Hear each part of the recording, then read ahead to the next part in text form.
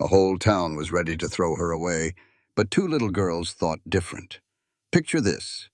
A woman named Evelyn Hale is being dragged by her hair down a dirt street barefoot and bleeding. The folks in town just stand there and watch. They call her worthless. But then two young girls step out and declare, "She's coming with us." And just like that, everything changed. This is the story of a woman the world gave up on, and the family that wouldn't. If you believe a little kindness can change a life, stick around. And when you're done, please hit that like button and tell me in the comments what town you're watching from. I love to see where these stories end up. The dust swirled around Evelyn's knees as she was pulled across the main street of Saddle Ridge. Margaret Crenshaw's knuckles were white, twisted in Evelyn's hair. "This is what happens when you steal," Margaret shouted for everyone to hear. Evelyn didn't even try to fight. There was just no fight left in her. The stale bread she had taken from the trash pile was long gone, knocked from her hands and ground into the dirt. It was as worthless as everyone said she was. The August sun in the Wyoming territory was just plain cruel. Evelyn's ragged dress was stuck to her back with sweat. Her feet were bare, her shoes having been traded for a place to sleep in a barn weeks ago. From the boardwalk, a man muttered, "Look at her, not even ashamed." But Evelyn had run out of energy for shame 3 years ago. That was when her husband Daniel passed away, when the bank took the farm, and when her life began its long slide to the bottom. She had tried to keep her head up, to hold on to her dignity. She thought hard work would be enough, but she was wrong. A woman alone had little value in this territory. Margaret yanked her forward again, and Evelyn's knees gave out. She caught herself on her hands, the sharp rocks digging into her palms. The crowd grew larger, full of faces she knew. The woman who once bought her eggs, the man who came to Daniel's funeral, even the baker's wife who used to call her a friend. Not a single one of them stepped forward. "She was sleeping in my stable," one man called out. "Stole 2 blankets. "I saw her in my trash last week," another added. The accusations kept coming. Evelyn knew the blankets were moldy, and the trash was just that, trash. But the truth didn't matter. The town needed someone to feel better than. Margaret pulled her to her feet one last time. Evelyn swayed, blood trickling from her scalp. She hadn't eaten in 3 days. "What should we do with her?" Margaret asked the crowd, loving the attention. "We can't have this kind of person in our town." "She is coming with us." The voice was young, clear, and certain. It cut right through Margaret's speech, and a heavy silence fell over the street. Evelyn forced her head up and saw 2 little girls standing there. They couldn't have been older than 8 or 9, dressed in simple calico with their hair in braids. They stood together, holding hands, a small, stubborn wall between Evelyn and the angry mob. "Layla, Maggie, you get back here," Margaret snapped, tightening her grip on Evelyn's hair. "This is not your business." "Yes, it is," said Layla, the taller of the 2. Her chin was stuck out with a boldness that only children have. "You're hurting her." "She's a thief," Margaret spat out. "She needs to learn a lesson." "You were throwing that bread away," Maggie piped up. "Teacher says it isn't stealing if no one wants it." A few people in the crowd shifted their feet. The little girl had a point. "That is not the point," Margaret said, her face turning red. "The point is she needs food and a place to rest," Layla interrupted. "So she's coming with us." Evelyn just stared. Little girls did not talk back to the wife of the richest man in town. They did not just decide to rescue a stranger. "Does your father know you're here?" Margaret's voice was sharp as a needle. "Does Thomas Reed know what his daughters are doing?" "He is right there," Maggie said, pointing. The crowd parted, and Evelyn saw him. He was a man of about 40, lean and weathered from hard work. He wore a simple faded work shirt and canvas pants. He walked forward until he was standing next to his daughters. He looked straight at Margaret Crenshaw, with a quiet, steady gaze that could silence a room. "Let her go," he said. The words were simple, but they were not a request. They were a statement of fact. Margaret's hand fell away from Evelyn's hair. Now see here, Thomas. This woman is... I know who she is, he said, moving just enough to stand between her and Evelyn. And I know my girls invited her to our home.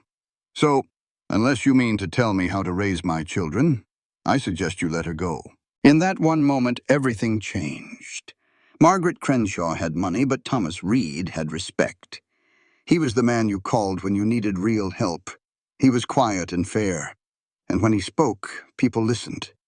With one last hateful shove, Margaret pushed Evelyn forward.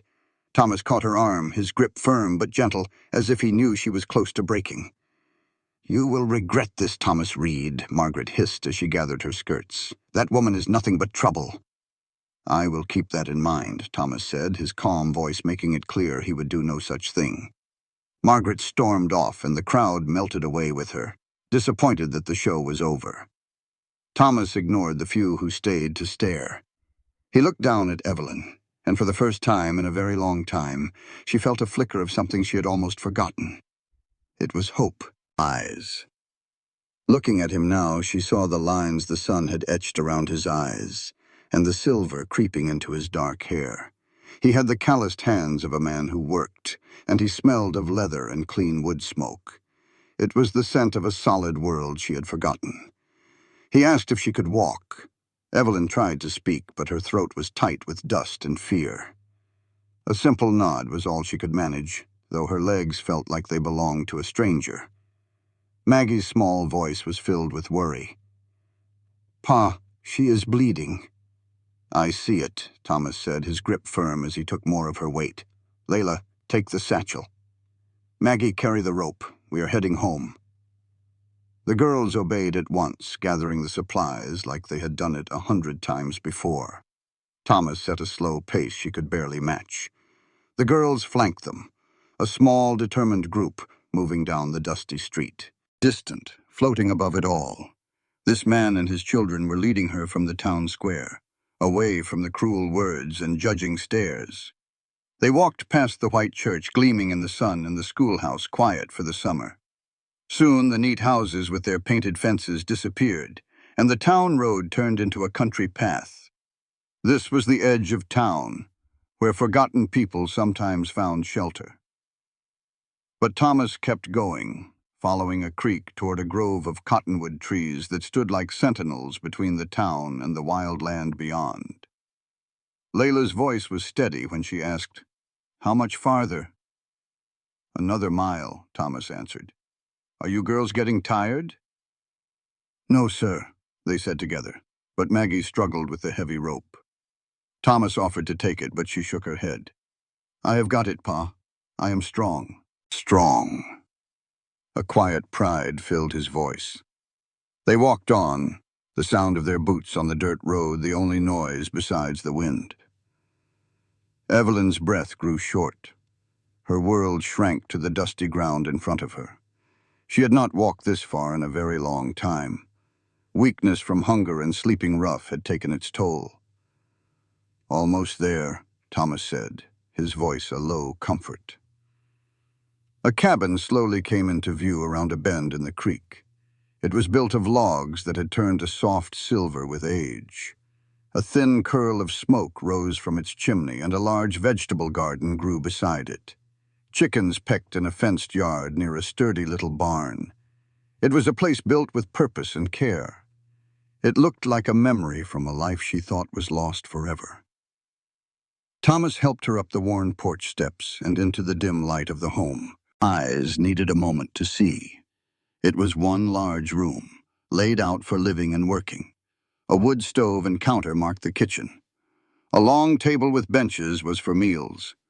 2 small beds for the girls were pushed against a wall. Thomas pointed to a chair at the table. "Sit her down." Evelyn's legs gave out as she reached it, and she fell more than sat onto the solid wood. It felt real, a startling anchor after the day's nightmare. She pressed her hands flat on the tabletop just to feel it. Maggie was already at the pump filling a basin with water. Layla pulled clean cloths from a drawer. Thomas went to the stove and ladled something warm into a bowl. The rich smell of chicken broth filled the air, and a sharp, painful hunger gripped her stomach. He placed the bowl before her and stepped away, giving her room. "Slow," Thomas said in a quiet voice. "Too much at once will make you sick." Evelyn nodded, her hands trembling as she lifted the spoon. The first taste of the warm broth was so good it almost brought her to tears. It was salt and substance, a memory of real food. She forced herself to take small sips, to give her body time to accept the nourishment. Layla came to her side with a damp cloth and began to gently clean the cuts on her face and hands. Her touch was surprisingly soft. Maggie brought another cloth and started washing the grime and dried blood from Evelyn's feet. Evelyn sat perfectly still, letting these children care for her. Her mind could not accept it. This sort of kindness always came with a price. Thomas sat across the table from her, his presence calm and patient. He did not ask questions, he just gave her the space to heal. "When you are finished," he said after a while, "the girls can show you where to clean up. We have a storage room behind the kitchen with space for a bed. You can stay there." The spoon stopped halfway to her mouth. She looked him square in the eye for the first time, searching for the trick. Men did not offer help to women like her for free. "Why?" The word was a dry whisper. Thomas took a moment before he answered. "My girls made you a promise," he said simply. "I do not let my daughters break their promises." He glanced at Layla and Maggie, who were now carefully tending to her feet. "Besides, a place like this always has chores that need doing. It seems to me you could use the work, and we could use the help. That makes it a fair trade." It was the most he had said at one time. He was not offering charity. He was offering a way for her to keep her dignity. "I have nothing," she said, wanting him to understand. "No money, no belongings." "I did not ask what you do not have," Thomas interrupted softly. "I asked if you can work." His simple question cut through years of hurt and fear. She did not know if she could trust him. But the broth was warm in her stomach, the girl's hands were gentle, and the chair she sat on was solid. These things were real. "I can work," she said, and the words felt true. Thomas gave a single nod, as if the matter was now settled. "Good. Then that is what you will do." Layla looked up from her task. "Pa, her feet have deep cuts. They will need bandages." "Get the tin from the shelf," Thomas said. "The one with the salve." Maggie hurried to fetch a small metal box. Thomas opened it, and Leia began to gently apply the herb-scented ointment to Evelyn's wounds. Evelyn watched these two small, serious girls, a family taking her in. These were the strangers who had just changed her whole world. The two girls couldn't have looked more different. Leia was tall and dark-haired, all angles and straight lines. Little Maggie was softer, with a round face and curls busting loose from her braids, but they moved like two peas in a pod, talking with just a look or a nod. Evelyn's voice was still scratchy. "How old are y'all?"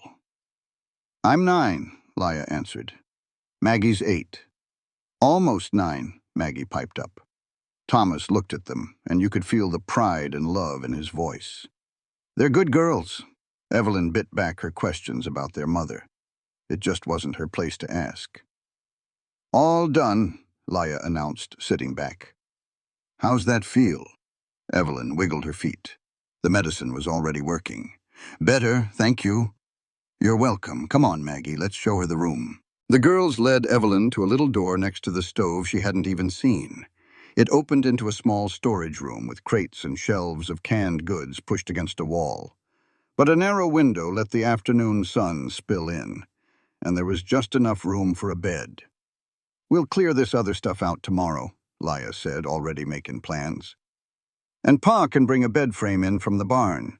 We got extra blankets Mama made." Maggie tugged on her sister's sleeve. "Leia, maybe she needs to rest." Leia grinned sheepishly. "Sorry, I get all worked up about projects." Something tight inside Evelyn's chest finally started to loosen. "It's all right," she said, her voice soft. "It's good." The word felt small but true. The girls left to find her some bedding, and Evelyn stood in the quiet little room, finally safe. She walked over to the window and looked out at the huge Texas prairie rolling toward the mountains. A creek cut a green ribbon through the dry land under a sky so big it could swallow you whole. The town that cast her out was somewhere out there. The life she once had was gone. But right here in this little cabin, she had the offer of a bed and honest work. She had met children who helped her without even asking for her story. Hope had become a dangerous thing for Evelyn. Every time she allowed herself to hope, life found a new way to knock her down. But standing there with the warm sun on her face, smelling stew and clean laundry, she felt a tiny spark. She heard Thomas in the other room and the girls fussing over which blankets were warmest. They were the sounds of a real family, something she hadn't known for a long, long time. For now, she had a place to lay her head.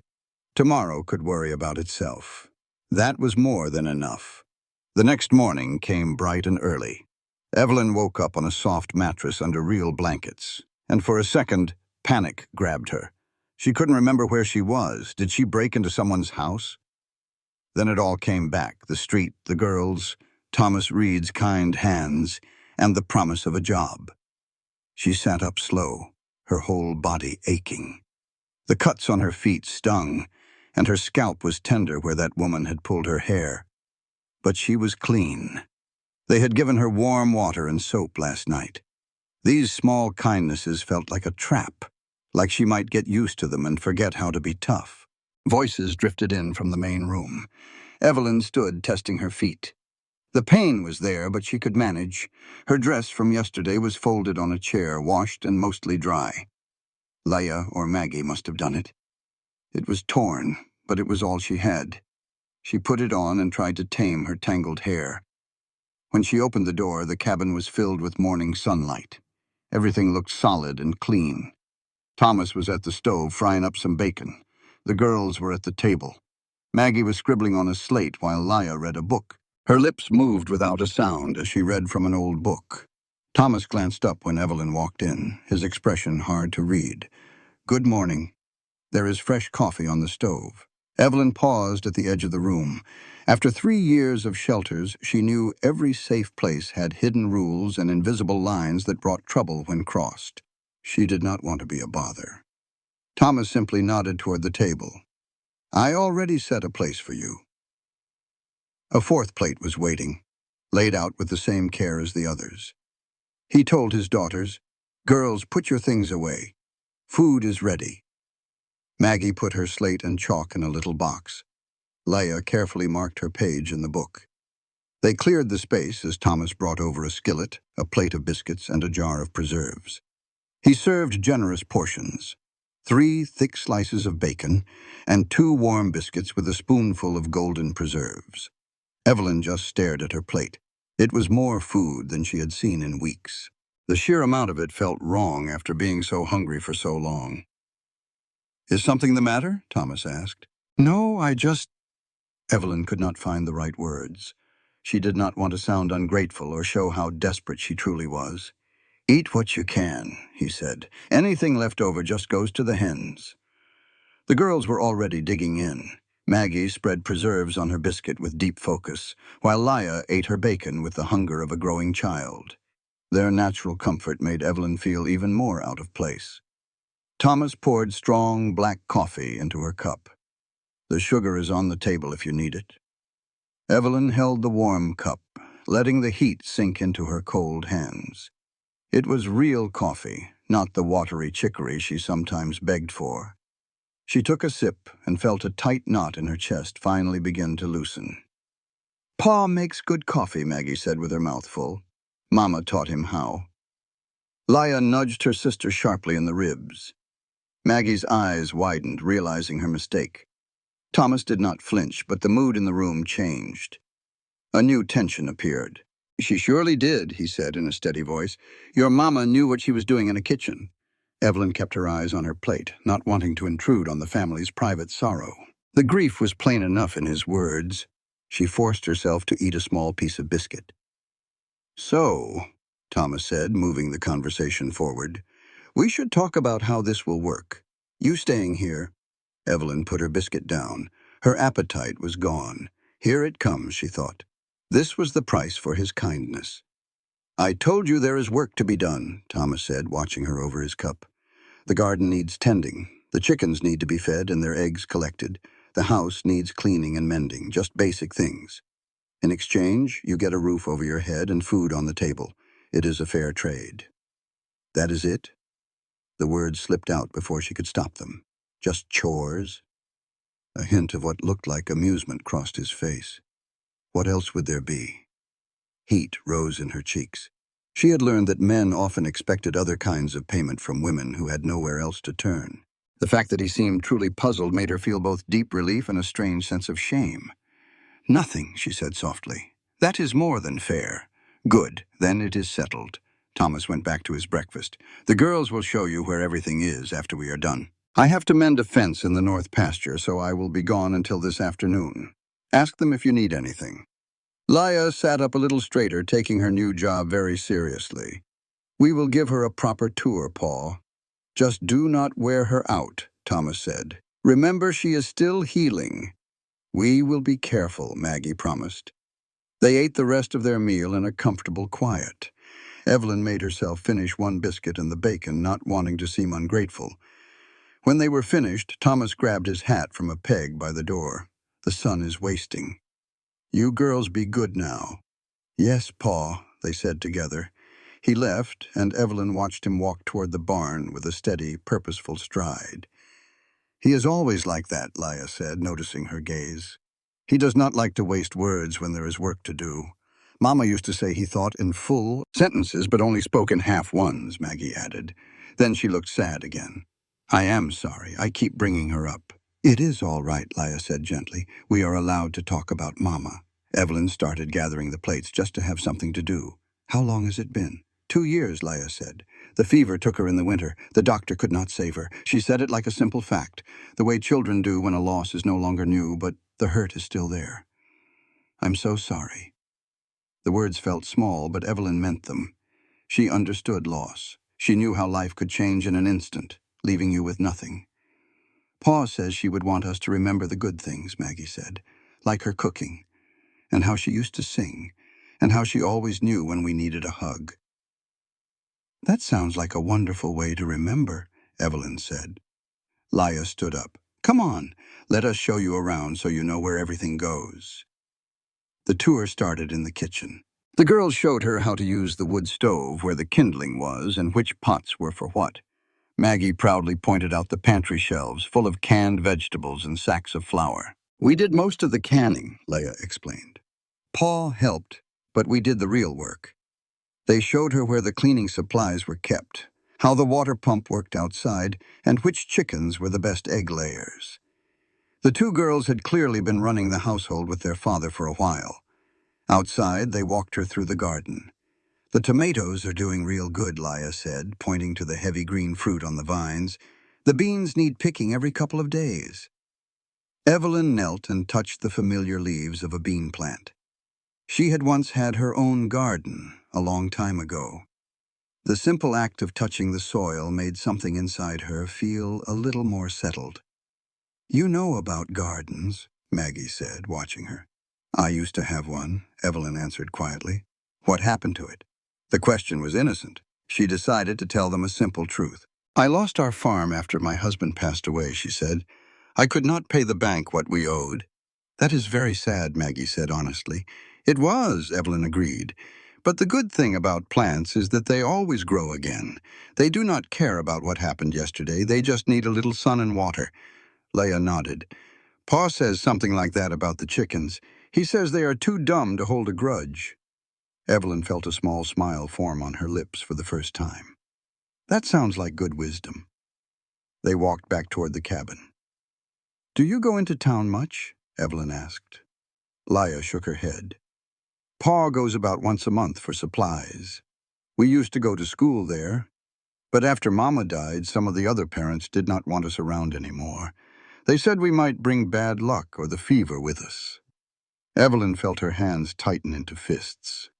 She understood that kind of foolish cruelty all too well. how people let fear make them unkind to those who were already hurting her. It must have hurt. We cried for a bit, Leah said. But Pa told us, folks are scared of what they don't understand, and death scares them most of all. He said it wasn't our fault. It was their fear making them push us away. Your father sounds like a smart man. He's the best pa in the whole territory, Maggie said. And you could tell she meant it. Evelyn looked at the little cabin differently now. It wasn't just a house. It was a home, built by people who had faced down their own sorrow and kept on going. Can I ask you something? Leah asked. Why did that lady grab you like that? What did you do? Evelyn figured this was coming. I took some old bread from behind the bakery, she said plainly. They were just going to throw it out, but I didn't ask, so they called it stealing. Were you hungry? Maggie asked, her eyes wide. Very hungry. Well, then it shouldn't be called stealing, Leah said matter-of-factly. If they're throwing it away and you need it, that ought to be allowed. A lot of folks don't think that way, Evelyn told her. A lot of folks are stupid, Leah muttered. Sorry, Pa says I shouldn't say that. Your Pa is right, Evelyn said, though she wasn't so sure. Some people were just plain stupid. The day wore on and Evelyn got to work. She gathered warm eggs from the hen house and picked a basket full of green beans from the garden. She swept the floor and washed the dishes, moving with a steady purpose she hadn't felt in ages. The girls stayed nearby, letting her find her own rhythm. Late in the afternoon, she heard a horse approaching. She looked up from her weeding to see Thomas riding in from the prairie. Thomas rode up and started working on his horse near the barn. "Pa's home!" Maggie shouted, already running right to him. Evelyn stayed in the garden, feeling like a stranger watching a family she did not belong to. He gave his daughter a quick hug, and then Leah joined them, reporting on the day's news. Once the horse was cared for, Thomas walked her way. "How was your day?" he asked, stopping at the edge of the garden. "It was productive," she said, motioning to a basket full of beans. "There's plenty for supper and some left to put up." He nodded, looking at her work. "You know what you're doing out here." "I used to," she admitted, suddenly aware of the dirt on her hands. "The girls behaved themselves." She looked toward the porch. "They are patient little teachers." A hint of pride crossed Thomas's face. "They have had to grow up too fast, but they are good girls." "They are," Evelyn agreed. A thick silence settled between them. She felt plain and dirty in her torn dress, knowing she was just a charity case they had taken in. "Stew will be ready in about an hour," she said, just to say something. "I will go wash up," he replied, heading for the water pump. As she went back to her weeding, her thoughts started spinning. How long would they let her stay? She knew better than to hope for something permanent. But kneeling there in that quiet garden, she found a little part of her wanting to believe this time could be different. Supper that night was quiet. The stew was a hit with the girls, and Thomas's simple comment, "It is good," meant more to her than any fancy praise. Later, as she washed the dishes, he came out of his room holding a dark blue dress. "This was my wife's," he said, laying it gently on the table. "It ought to fit better than what you are wearing. The girls and I talked, and we want you to have it." Evelyn was stunned into silence. The two little girls stood behind him in their nightgowns, their faces serious. "We want you to have something nice," Maggie whispered. "Something that is all yours." Evelyn's eyes started to water. It was a kindness she felt she did not deserve. "I cannot," she managed to say. "It is too much." "It is just sitting in a trunk," Thomas said plainly. "My Sarah would have wanted it to be worn." "We all talked about it," Leah added with certainty. "We want you to have it." Evelyn looked from his steady gaze to the girls' hopeful faces. They were giving her more than a dress. They were giving her a place. "Thank you," she whispered, pulling the soft fabric to her chest. That night she hung the blue dress on a nail where the moonlight could catch it. She laid down in her bed and cried for the first time in a long, long time. They were not angry tears, but tears of relief mixed with a fragile hope. She still had nothing to her name, but tonight she had a warm bed, a full belly, and a blue dress that felt like a promise. And that was more than enough. It didn't take long for Evelyn to find the rhythm of the place. She was rising before the sun, coaxing the fire to life and getting coffee on before Thomas or the girls were even stirring. She had mended the blue dress, and having clean clothes that held together made her walk a little taller. The work was steady and honest. A garden doesn't pass judgment, and a stove doesn't care who lights it. She started recalling old skills, like how to make a bar of soap last or stretch one chicken into 3 square meals. Thomas kept his word, treating her like a hired hand. He was polite but distant, leaving early for his chores and returning late, too tired for much more than a quiet supper. He was a man of few words and clear boundaries. The girls, though, were another story. Leah and Maggie took to Evelyn right away. They followed her like little shadows, chattering and asking 1,000 questions. One afternoon on the porch, shelling peas, Maggie asked, "Miss Evelyn, do you reckon stars are little holes poked in the sky to let the light of heaven shine through?" Evelyn smiled. "I've heard they're giant balls of fire, but your idea sounds a whole lot prettier." Leah chimed in. "Pa says they're suns, just too far off to warm us. But he also says you don't have to know what something is to think it's beautiful." "Your pa sounds like a smart man," Evelyn replied. "He is," Maggie agreed, "except when he gets stubborn." Evelyn prodded gently. "When's that?" The girls shared a knowing glance. "Mostly," Leah said, "when folks from town, like Pastor Michaels, ride out here to tell him how to live." Evelyn paused her work. "The pastor comes all the way out here?" "He used to," Maggie said, "right after Mama passed. He'd tell Pa we needed spiritual guidance." "And what would your pa do?" Leah took over the story. "He'd stand there, polite as you please, and listen to the whole speech. Then he'd say, 'Thank you for your concern, Pastor. But we're doing just fine on our own.' The pastor would ride off looking like he'd bitten into a lemon." Evelyn thought about that. Most folks out here clung to the church like a lifeline. Turning it away was a bold move. "Did something happen between your family and the church?" she asked softly. Leah's face grew serious. "After Mama died, some of the church women came around. They talked about charity, but really they were just here to tell Pa he couldn't raise us right by himself. Said we needed a woman's touch. Mrs. Henderson even offered to take us in," Maggie added in a small voice. Evelyn's blood simmered. She knew Mrs. Henderson, a woman who wore her piety like a badge. "And what did your pa say to that?" "He thanked her for her concern," Leah said, a hint of pride in her voice. "Then he told her his daughters would be raised in their own home by their own father. And if she didn't find that fitting, she was welcome to keep her standards on her own property." "He wasn't mean about it," Maggie clarified, "just final." After that, the visits stopped, and so did their trips to town. Their pa had decided that if folks couldn't respect his family, he didn't need their company. Evelyn knew that kind of loneliness, the kind you choose to protect yourself. "Do you miss it?" she asked. "Town and the other kids?" "Sometimes," Maggie said.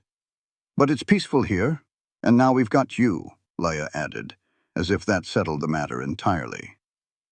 The simple trust in her words made Evelyn's throat tighten. For 2 weeks she'd just been trying to earn her keep, but these girls had already decided she belonged. The peas were finished in a comfortable quiet. For a moment, Evelyn felt a sense of peace she hadn't known in years.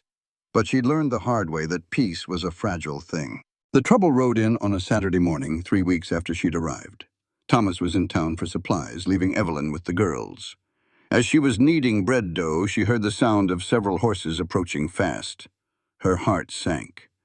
A look through the window confirmed her fear. 4 men from town, and she knew them all.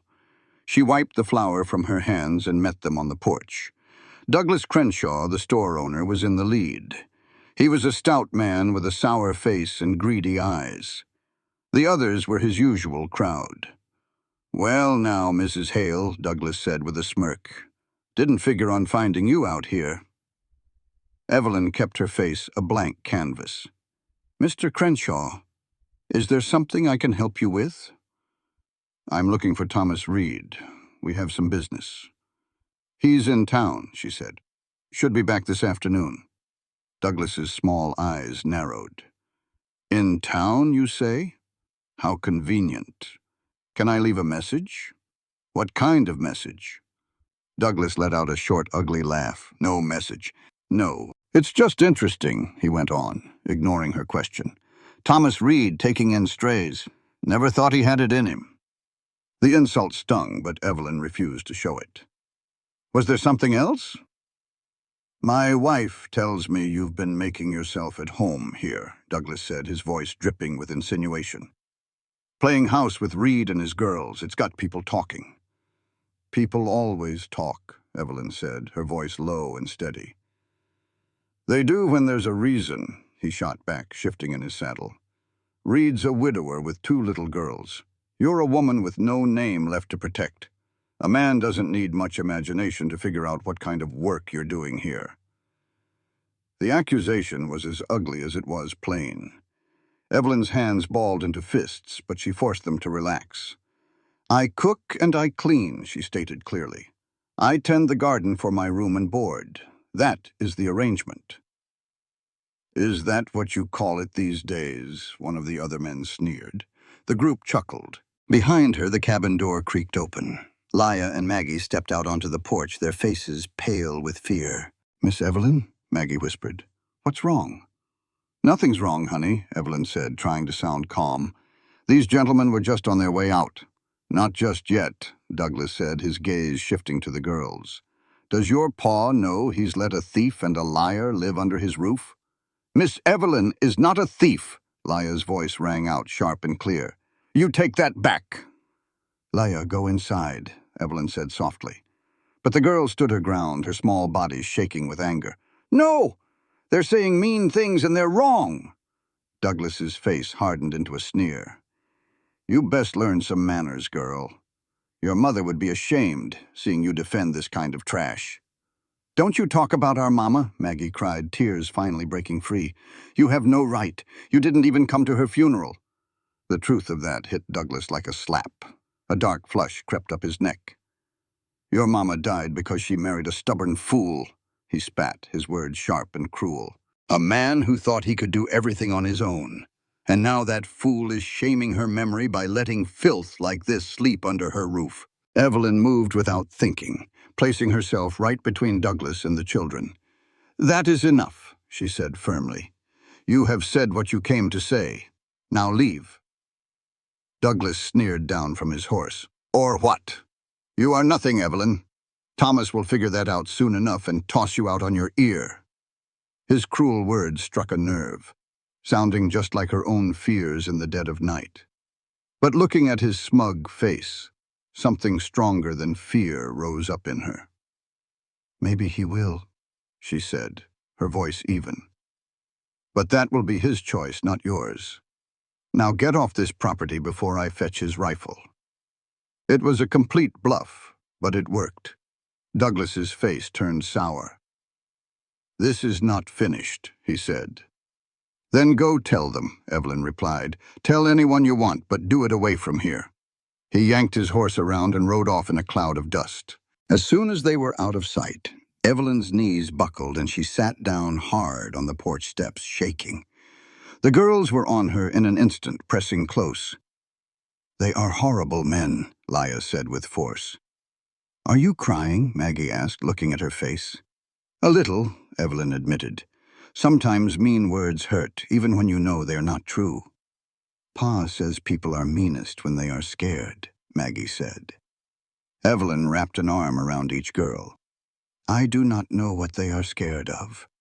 Maybe of things being different from how they think they should be." "That is stupid," Leah declared. "It is," Evelyn agreed.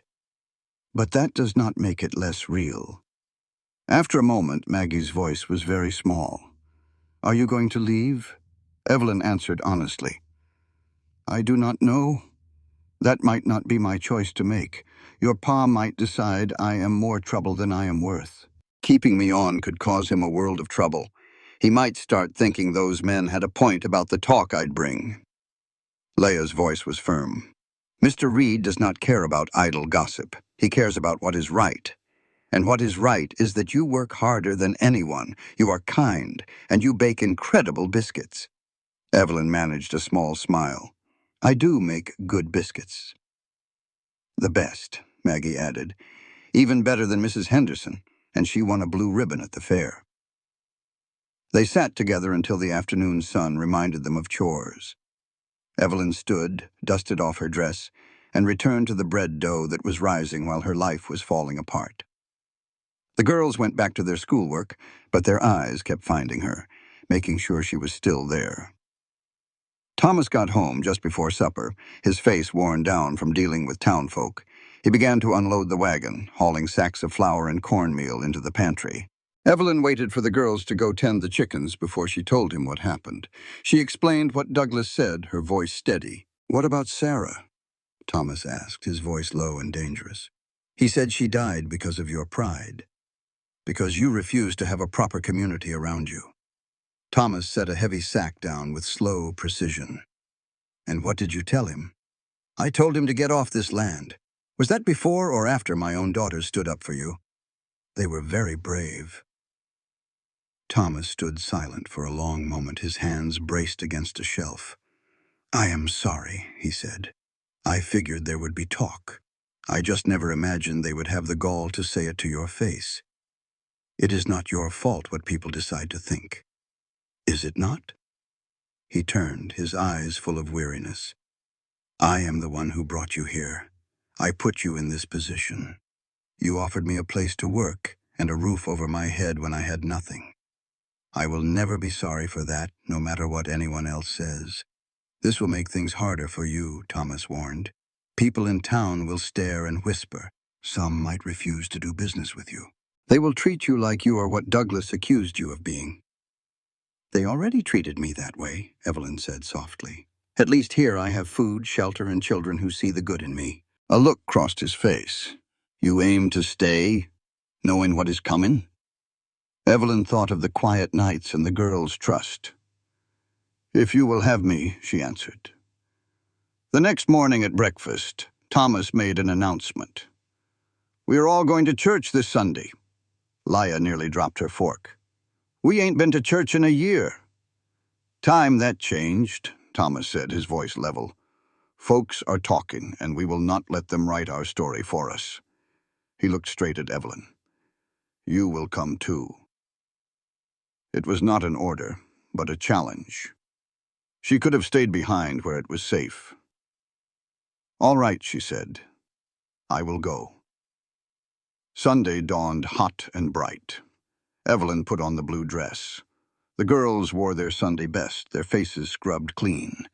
Thomas wore a clean shirt and the vest Sarah had stitched for him years before. The wagon ride into town was silent. They all knew what they were heading into. As they passed the old cottonwoods, Evelyn felt a knot in her stomach. At the church, conversation stopped dead when Thomas pulled the wagon to a halt. Every head turned, and whispers started like dry leaves skittering in the wind. Thomas got down, helped his daughters, and then offered a hand to Evelyn. His grip was firm as she stepped into a churchyard full of judging eyes. Margaret Crenshaw stood by the steps, her face a sour mask. The pastor came out, trying to look neutral but failing. Thomas did not let go of Evelyn's hand as they walked forward, the girls on either side of them like little guards. The crowd parted for them, but it felt more like they were walking a tightrope. "And your daughters," the pastor finished, his voice trailing off as he looked at Evelyn. "This is Mrs. Hale," Thomas said plainly. "She works for us and deserves a Sunday off like anyone else." The pastor nodded slowly. "Of course. All are welcome here." "Good," Thomas said, leading them inside. He chose a pew a few rows from the front, right in the middle of everything. They sat, Thomas by the aisle, then the girls with Evelyn at the end. She could feel the stares on her back as the church filled up around them, folks giving them a wide berth. The sermon was about not judging others. Evelyn wondered if the pastor picked it on purpose. She could not focus on the words, only on the weight of all those eyes. Beside her, Maggie's small hand found hers and squeezed tight. Leia sat stiff as a board, radiating defiance, while Thomas just stared ahead, daring anyone to challenge them. The thought surprised Evelyn. They felt like a family. When the service finally ended, Thomas let the church empty out, meat in every gaze sent his way. As they started down the aisle, Margaret Crenshaw blocked their path. "Thomas, I must have a word," she said, her voice loud enough for others to hear. Her eyes shot a venomous look toward Evelyn. "It is about your situation." "My situation is my own affair," Thomas cut in, his voice low but hard. "And Sarah's memory does not need your protection." Margaret's face turned red. "But having that woman in your house, you must see how it looks." "Her name is Miss Evelyn," Leia piped up, her voice ringing out. "And she is kind." "Hush, child," Margaret snapped. Thomas put a hand on his daughter's shoulder. "That is enough, Leia." Then he looked at Margaret. "Mrs. Crenshaw, your concern is misplaced. Miss Hale works for me, that is all. If you see something else, that is a problem with your own mind, not my home." Before she could argue, he added, "Now, if you will excuse us." He stepped forward, forcing Margaret to move aside. Evelyn felt the woman's glare on her back all the way out into the bright sunlight. They rode in silence for a while before Maggie finally said, "That was scary." "Yes, it was," Thomas agreed. "But we did it," Leia said, a grin on her face. "We did not let them run us off."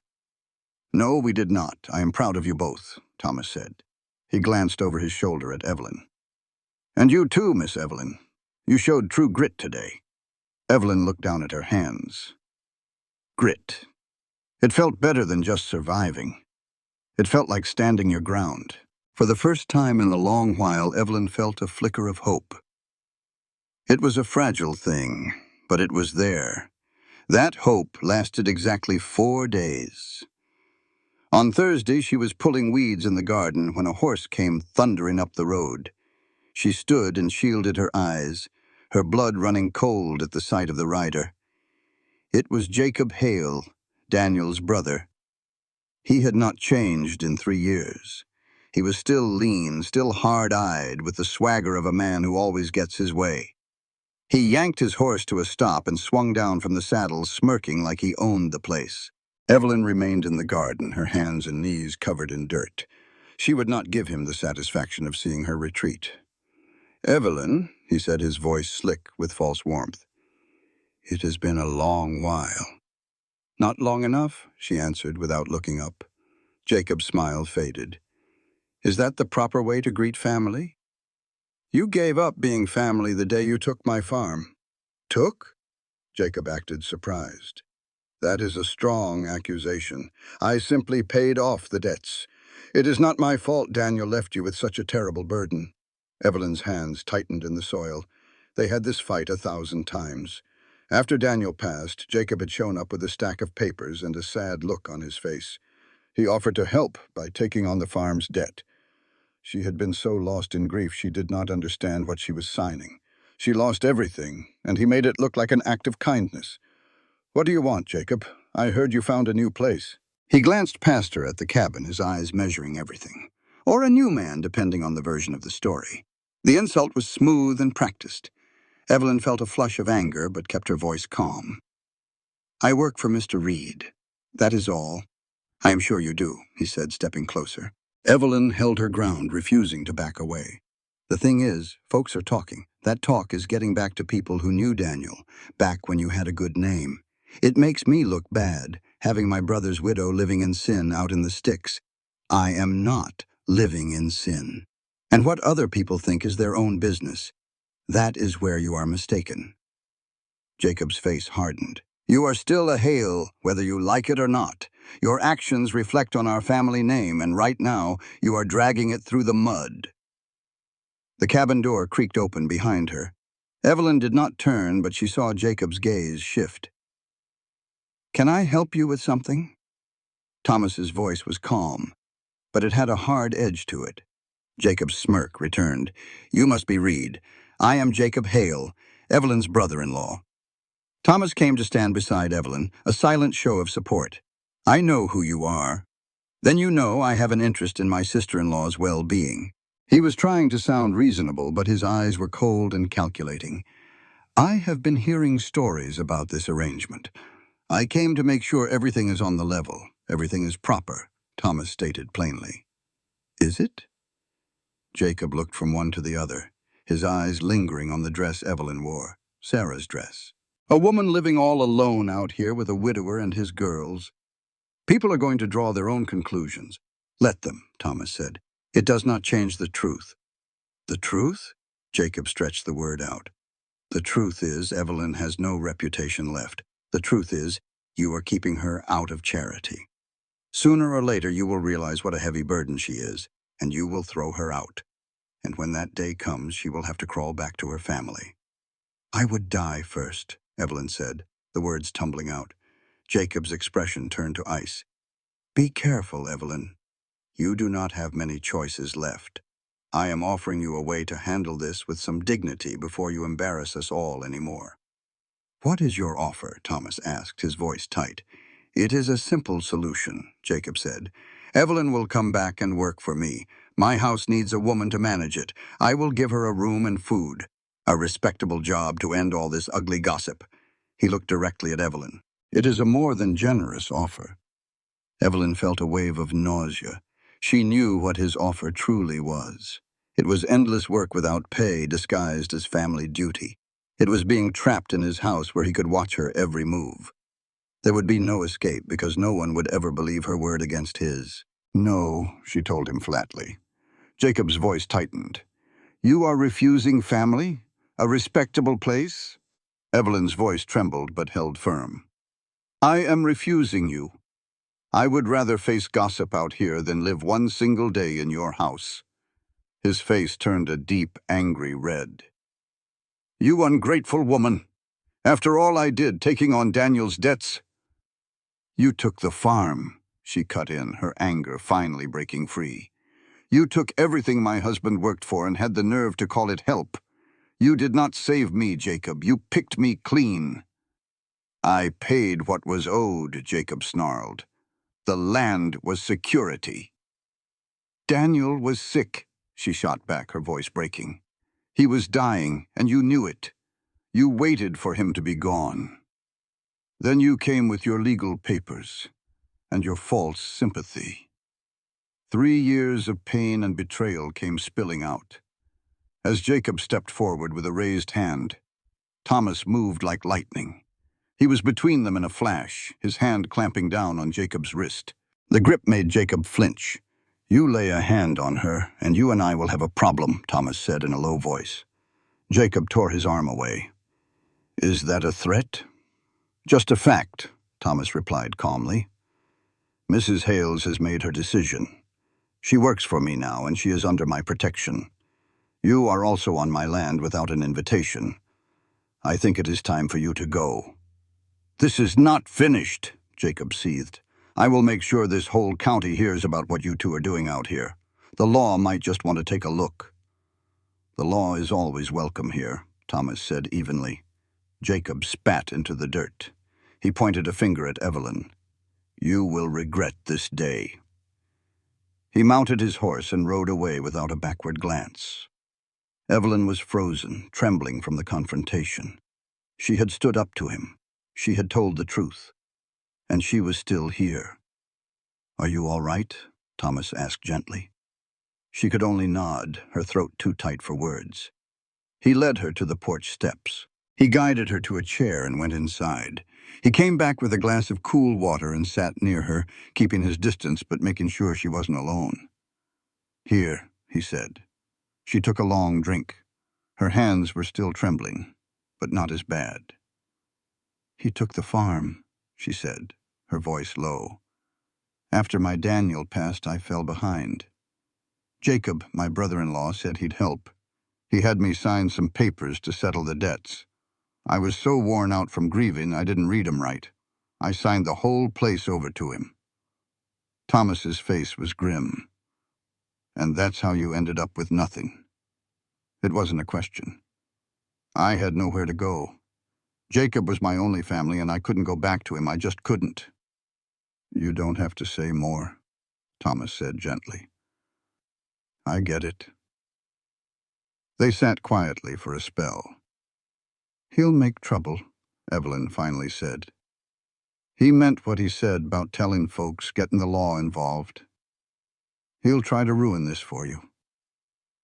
Let him try, Thomas said, his voice flat. I'm not afraid of Jacob. You should be, she warned. He's a snake and he's got money. Thomas looked out toward the hills. Are you thinking of leaving? He asked. To keep that trouble away from us. The offer hung in the air. She could just disappear, take her problems with her, and leave them in peace. It felt like the right thing to do. I don't want to, she whispered. Then don't, he said, simple as that. We'll face whatever comes. But the girls need to see a woman fight for herself, Thomas cut in. They need to see that you don't back down when a bully tries to scare you. You think I want them learning to run? To give up good people just to make a bad man happy? Evelyn truly looked at him then. This wasn't just charity. This wasn't some convenient deal. Thomas Reed had drawn a line in the sand, and he had put her on his side of it. I won't let you regret this, she promised. I know you won't, he said. Now come on. I'd bet my last dollar those two are pressed against the glass, trying to hear everything. And he was right. When they stepped inside, Leah and Maggie were by the window, looking entirely too innocent. That man was mean, Maggie declared. He was, Thomas agreed. Is he really your family, Miss Evelyn? Leah asked. By marriage, Evelyn explained. But that doesn't mean much without kindness. Are you going to leave? Maggie's voice was barely a whisper.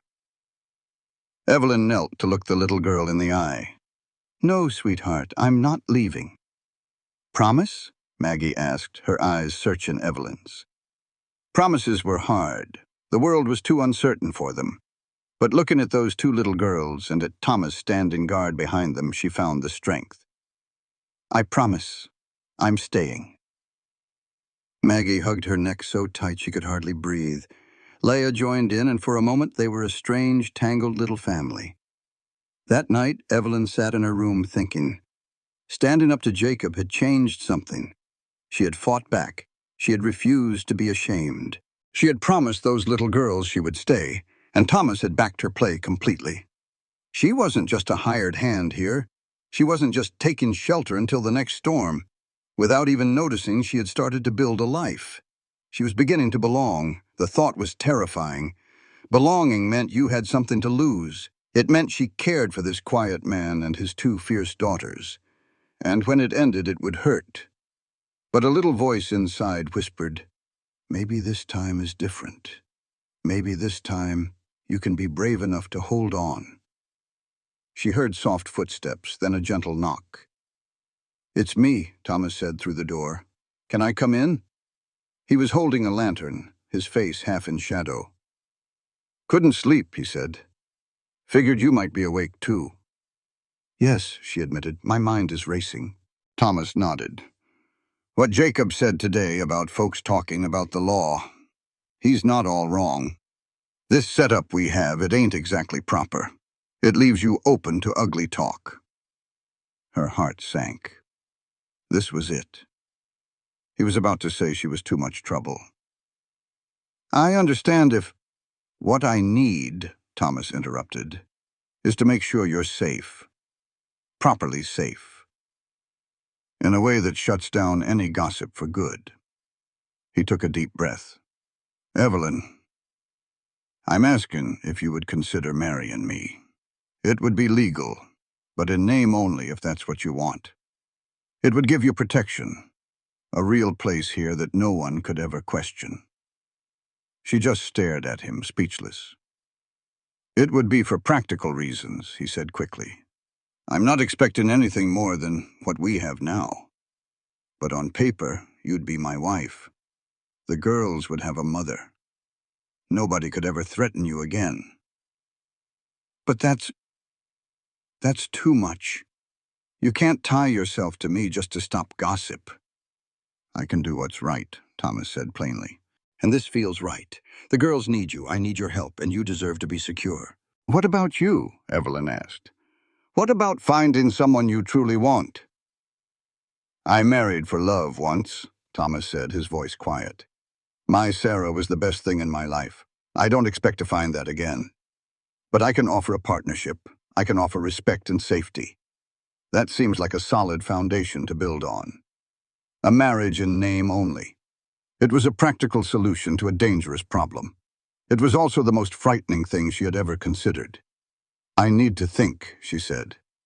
Of course, Thomas replied. Take all the time you need. The offer will stand. He left her there with the flickering lamplight and her own chaotic thoughts. Marry Thomas Reed. A man who treated her with quiet respect. A man whose daughters already loved her. A man offering her a kind of safety she had never known. She lay awake for hours thinking about Jacob's threats and the judgmental eyes of the town.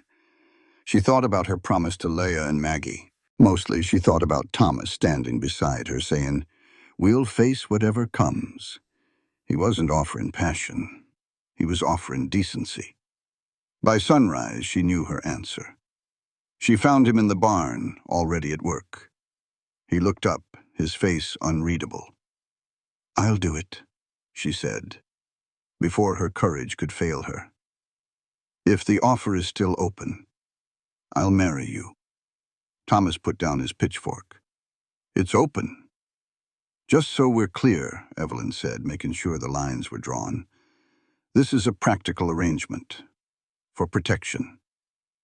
"And nothing you don't want it to be," Thomas agreed. "We'll tell folks it was a quiet courtship for the girls' sake. Whatever keeps the talk down. Pastor Michaels can do it, just us and the girls." "Do they know?" she asked. "Not yet," he said. I wanted your answer first." Thomas watched her expression. "Are you certain? A marriage is not something you can just walk away from." Evelyn considered the permanence of it. 3 years ago, such a thing would have felt like a trap. Now, it felt like a safe harbor. "I am certain," she replied. "All right then," Thomas said. "We will tell the girls in the morning. I will ride into town this afternoon and speak to the pastor. The sooner the better, before Jacob stirs up more trouble."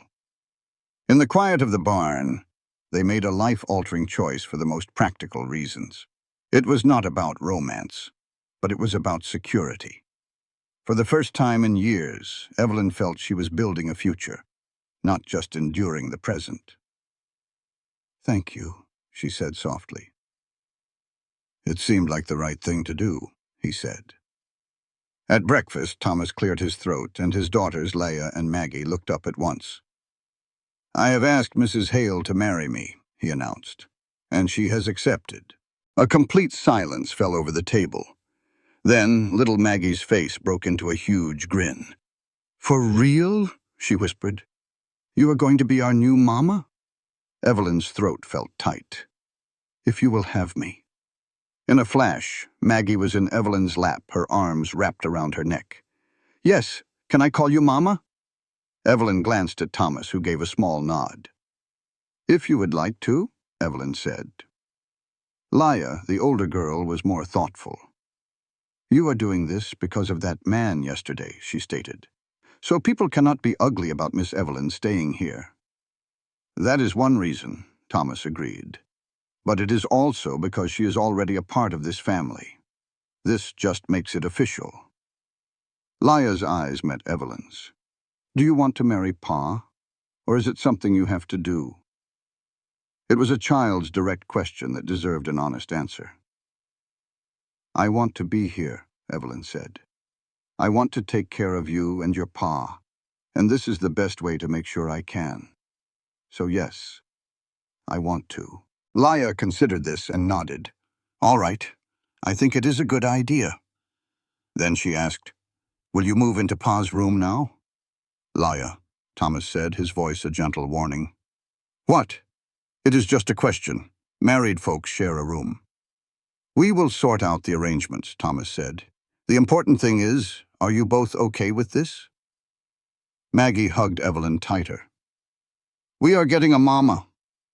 "I am okay with it," Leah confirmed. "Then it is decided," Thomas said, looking at Evelyn. "I will see the pastor today. We can be married this weekend." This weekend? The reality hit Evelyn all at once. In just 3 days, she would be Mrs. Thomas Reed. She would be a wife and a mother again, with a home and a family to protect her. She would have everything she thought she had lost forever. "This weekend," she repeated softly. "Yes, that is good." Thomas's lips twitched into a small smile. "Try to contain your excitement." Against all odds, Evelyn found herself laughing. Being backed into a corner can make you do things you'd never dreamed of. For Evelyn, a widow with 2 girls to raise and a town full of whispers, that corner was getting mighty tight. She made a choice, a practical pact with a quiet rancher named Thomas, to give her girls a father and herself a respectable name. This is their story, about how sometimes the most unlikely arrangement can lead you right where you belong. Just 3 days before her wedding, looking at Thomas across the table, Evelyn finally believed they could make it work. They had to. The next few days flew by in a flurry of preparations. Thomas rode to town and got Pastor Michaels to agree to a quiet ceremony at the cabin. The girls scrubbed the place clean and picked wildflowers, determined to make it special. Maggie hung a garland over the door, insisting, "Even if it's small, it ought to feel like a real wedding." Leah, ever the serious one, found an old etiquette book of her mother's. She announced, "It says the bride needs something new, something old, something borrowed, and something blue." Evelyn glanced down at the worn blue dress she had on, which had belonged to Thomas's late wife, Sarah.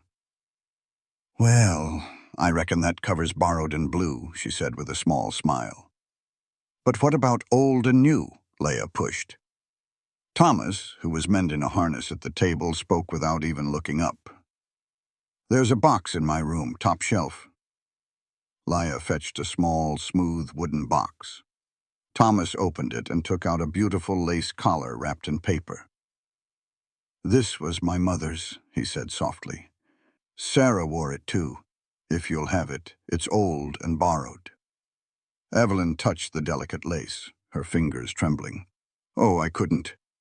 It's too precious." "It's meant to be worn," Thomas insisted. "Seems right you should have it." Maggie piped up, "What about new?" Thomas reached into his pocket and unwrapped a simple gold band from a piece of cloth. "Bought this in town. It ain't fancy, but it's yours." Evelyn just stared at the ring. She had sold her first wedding ring months ago. She traded that little band of gold for food when the hunger got bad enough. Evelyn figured she would never wear one again. She just did not have the right anymore. "Thank you," she whispered to Thomas, because the simple words were all she had. Thomas cleared his throat, always a little awkward with feelings. "Well, that's settled then." Friday evening brought company they did not expect. Evelyn was kneading bread dough when she heard the sound of horses, more than one, moving at a calm pace. That was a good sign. Trouble always rode in fast.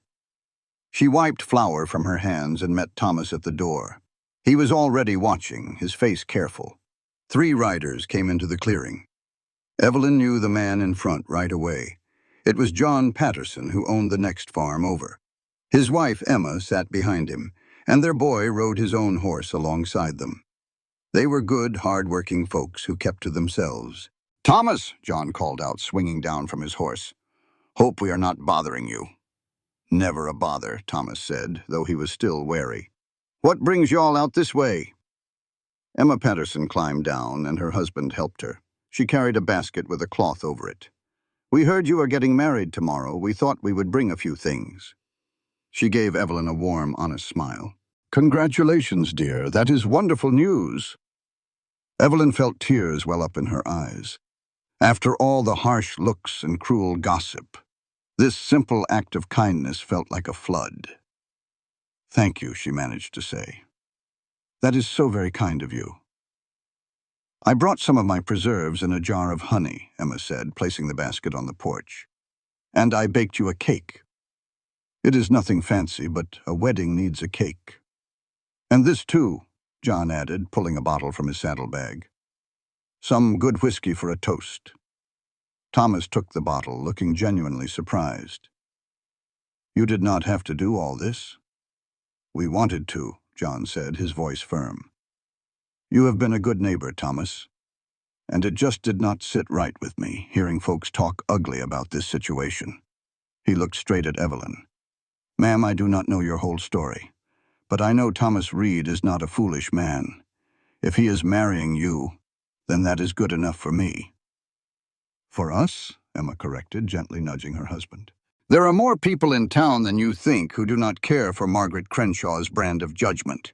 Mama made you this, their son said shyly, holding out a small package. Inside was a handkerchief with tiny flowers stitched along the edge.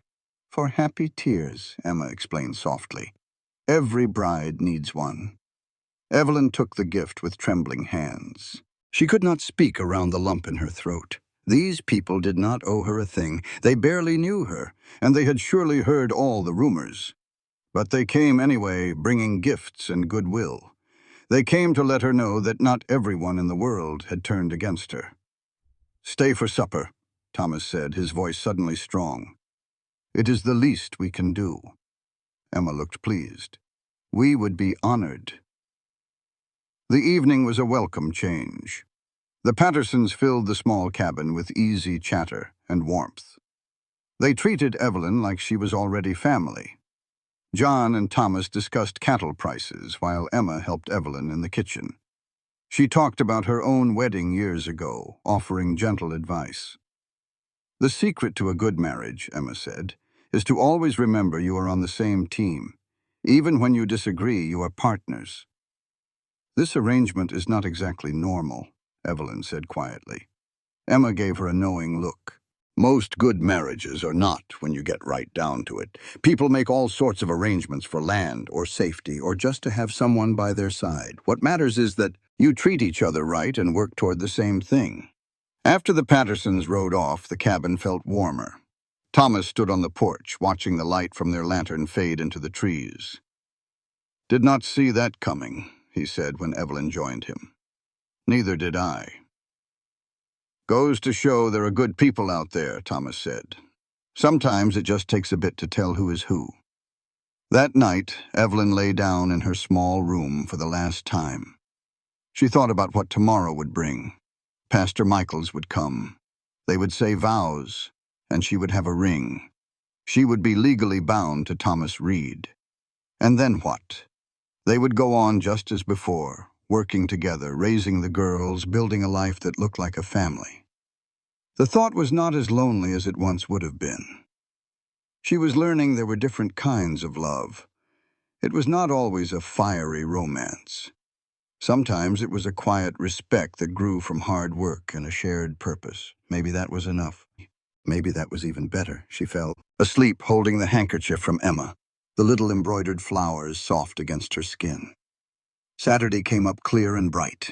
Evelyn woke up early, her stomach fluttering with nerves. She saw Thomas was already outside, splitting firewood with a steady, powerful rhythm. It was his way of working off his own tension. The girls were still sound asleep. Evelyn moved quietly around the cabin, making coffee and starting breakfast. The familiar work helped to calm her own shaking hands. When Thomas came inside, his shirt was damp and his hair had sawdust in it. He stopped and looked at her. "You all right?" he asked. "A little nervous," she admitted. "You too." He poured a cup of coffee. "I have been thinking, maybe we should talk about how things will be after today." "All right," Evelyn said, her heart starting to beat faster. Thomas sat at the table and motioned for her to join him. "This is a real marriage in the eyes of the law. That means you will have rights to this place and protection under my name. I want to be clear that this is not just for appearances." "I understand." "And about the sleeping arrangements," Thomas went on, looking uncomfortable but determined. "I meant what I said about separate rooms. But this cabin is small. People will expect us to share a room. If you would like, I can build a wall in my room. It would give us each our own private space." Evelyn thought about it. A partition was a smart, considerate solution. It was exactly the kind of thing Thomas would think of. It would keep up appearances but protect their privacy. "That sounds like a good idea," she said. "Good," Thomas said, looking relieved. "And listen, if you ever want things to be different, you just tell me. This is supposed to make your life better, not worse." "It already is better," Evelyn said softly. "Just being here, having work to do, and having people who treat me like I matter. It is more than I had before." "You do matter," Thomas said plainly. "To the girls, and to this farm." He paused for a moment. "And to me." The words hung in the air between them, full of unspoken meaning. Just then they heard footsteps from the loft above as the girls woke up. "It is today," Maggie shouted. "Laya, wake up! It is today!" Thomas allowed himself a small smile. "No turning back now."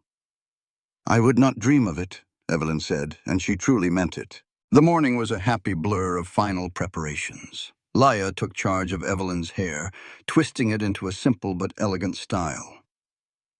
Maggie gathered a bouquet of wildflowers and sage from the prairie. The whole bundle smelled sweet and earthy. Evelyn put on the blue dress, which now fit her perfectly. She pinned the delicate lace collar from Thomas's mother at her neck. The simple gold ring he had bought her sat on a shelf, catching the morning sun. She looked into a small piece of a broken mirror the girls had set up for her.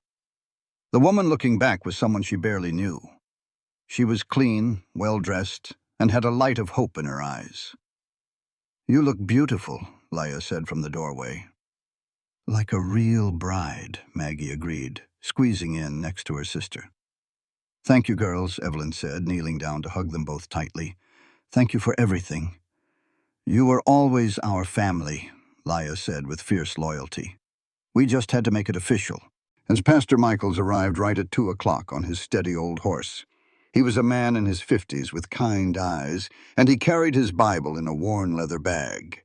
He had seen enough of life to be patient and understanding. "Thank you for coming, Pastor," Thomas said, shaking his hand. The pastor looked at the simple, clean cabin, and the four of them gathered there. "Sometimes the simple ceremonies are the best ones," he said kindly.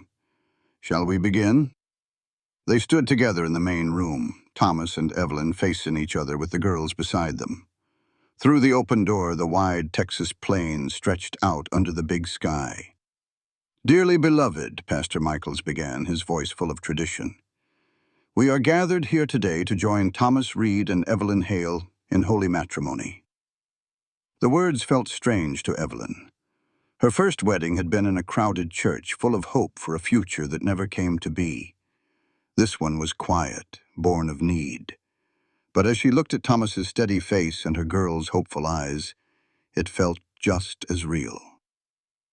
"Marriage is not to be entered into lightly," the pastor's voice continued.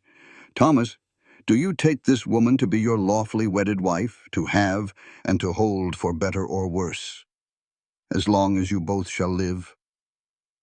"I do," Thomas said, his voice clear and strong. "Evelyn, do you take this man to be your lawfully wedded husband, to have and to hold for better or worse, as long as you both shall live?" Her breath caught. This was it. She looked at this quiet, decent man who had offered her a home. She thought about the peace they had found in just a few days. "I do," she said, and the words felt truer than she ever expected. Thomas took the ring from his pocket. The pastor nodded. Thomas gently took her left hand. "With this ring," he said, his voice steady, "I thee wed." He slid the warm gold band onto her finger. It fit perfectly. "By the power vested in me, I now pronounce you husband and wife." The pastor smiled. "You may kiss the bride." Thomas looked at her, a question in his eyes. She gave a tiny nod. He leaned in and gave her a brief, honest kiss on the lips. It wasn't passionate, but it was a real promise. "Congratulations," the pastor said warmly. Maggie let out a happy yell and hugged Evelyn so hard she nearly fell over. Laya's hug was quieter but just as tight. "We have a mama now," Maggie whispered into her dress. A real official mama. You do, Evelyn choked out, if you'll have me. We already did, Laya said matter-of-factly. This just makes it official. The pastor stayed for a bite to eat before riding off. As he left, he shook Thomas's hand and told Evelyn she was always welcome at church. You've made a good choice, he told Thomas. Both of you. After he was gone, the four of them stood in the yard as the sun started to set. Evelyn looked at the new gold ring on her hand. Well, Thomas finally said, I suppose we're married. Suppose we are, Evelyn agreed. Does it feel different? Maggie asked, looking from one to the other. Not different, Laya answered for them. Just more right.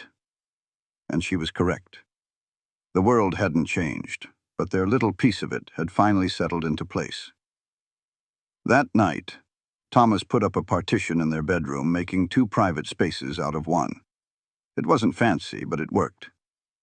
This all right for you? He asked. Her new space was small, but it was hers. It's perfect. Thank you. You're my wife now, he said simply, as if that explained everything. Your comfort matters. The word wife still felt foreign, but she was learning to live with new things. That night, lying in her own bed, listening to Thomas breathing on the other side of the canvas wall, she didn't feel trapped. She felt safe. It felt like finding solid ground after being lost at sea. The marriage proved its worth right away. Word got around town that Thomas Reed had married the widow Hale. The gossip didn't stop, but it lost its nasty edge. Folks couldn't make a scandal out of a proper marriage blessed by their own pastor. At church the next Sunday, some people gave them stiff congratulations. Others just nodded. But the Pattersons sat right by them, and Emma squeezed Evelyn's hand with real warmth. This quiet, practical arrangement had become something real. It had become a family, and for the first time in a long time, Evelyn felt like she was finally home. See, she said in a low voice, I told you it would all work out. But the real challenge showed up on a Tuesday 3 weeks after the wedding. Evelyn was out in her garden when she heard a horse she knew all too well. Her stomach knotted up as Jacob Hale rode into the yard, his face looking like a thundercloud. She got to her feet slowly, dirt staining her hands and dress, and went to face him. Only this time, she was not by herself. Thomas came out of the barn holding his tools and stood right beside her. The girls came out onto the porch, watching and ready. Jacob, Evelyn said, her voice steady. Heard you went and got hitched, Jacob said, not wasting a breath. Figured I'd come see for myself. It is true, Thomas said. Evelyn is my wife, all legal and proper. Jacob's jaw tightened. You married her? You actually went through with it? I thought you had better sense. I have just enough sense to know a good woman when I meet one, Thomas replied. Now, unless you have real business here, I suggest you ride on out.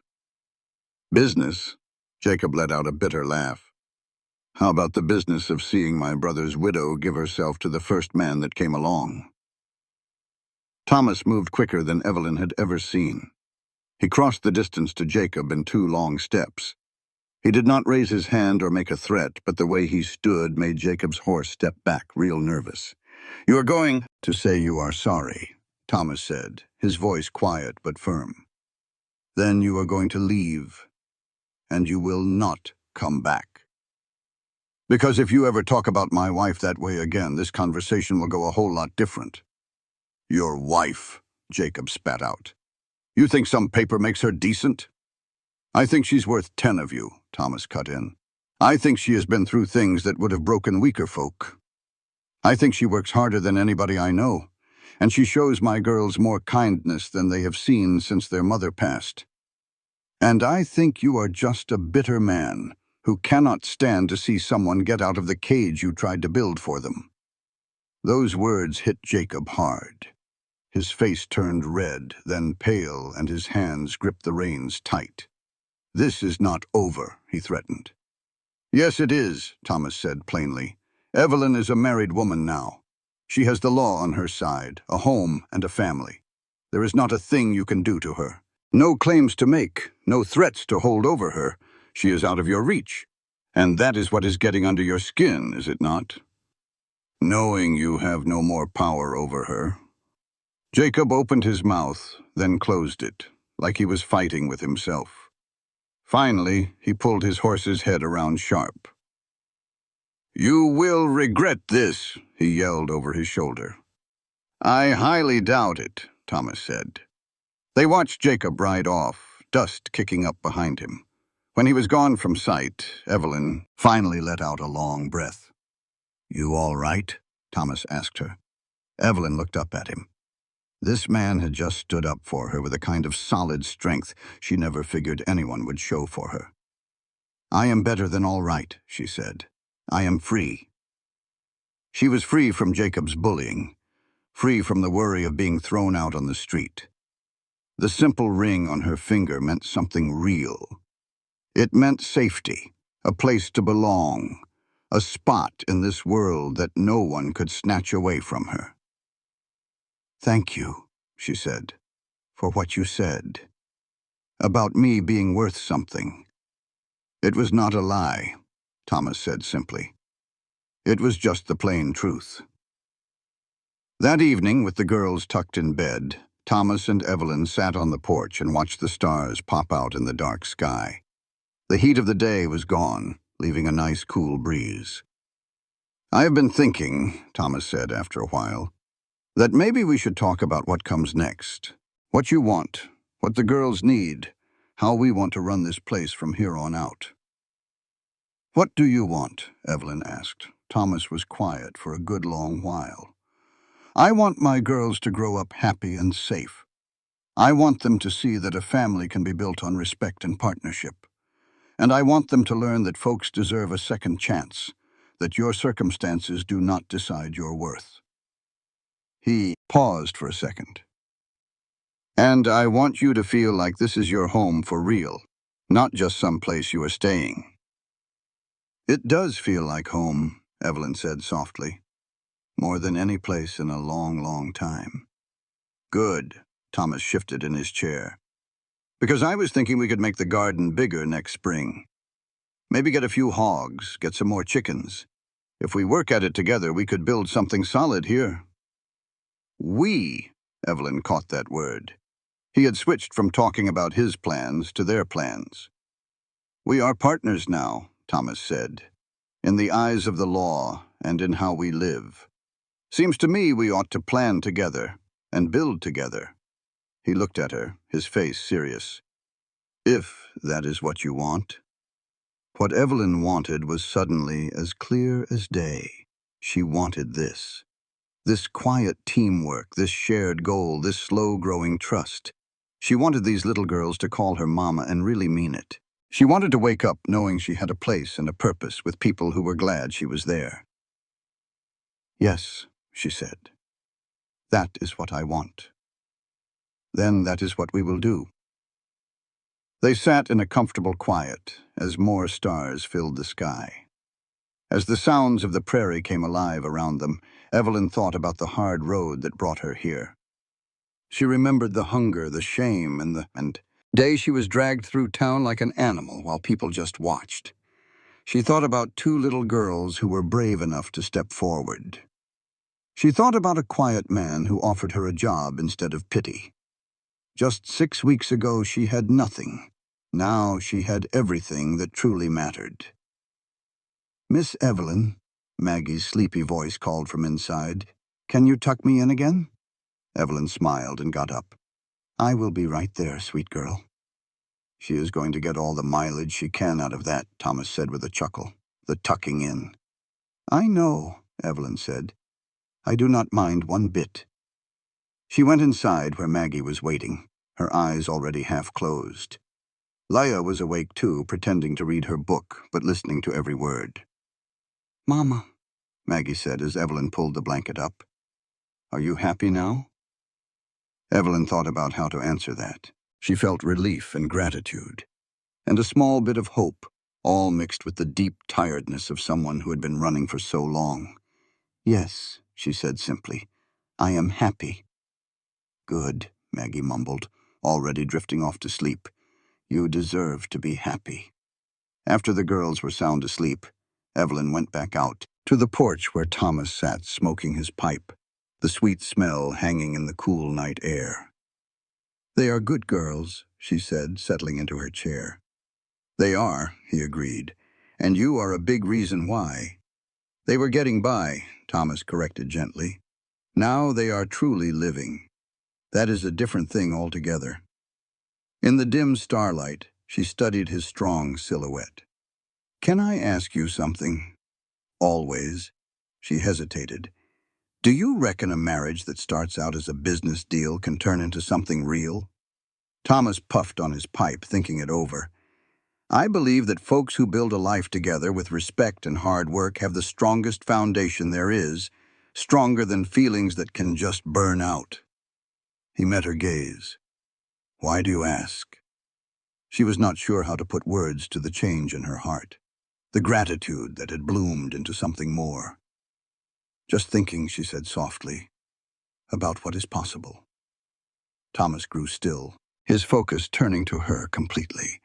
Possibilities are a good thing, he said at last.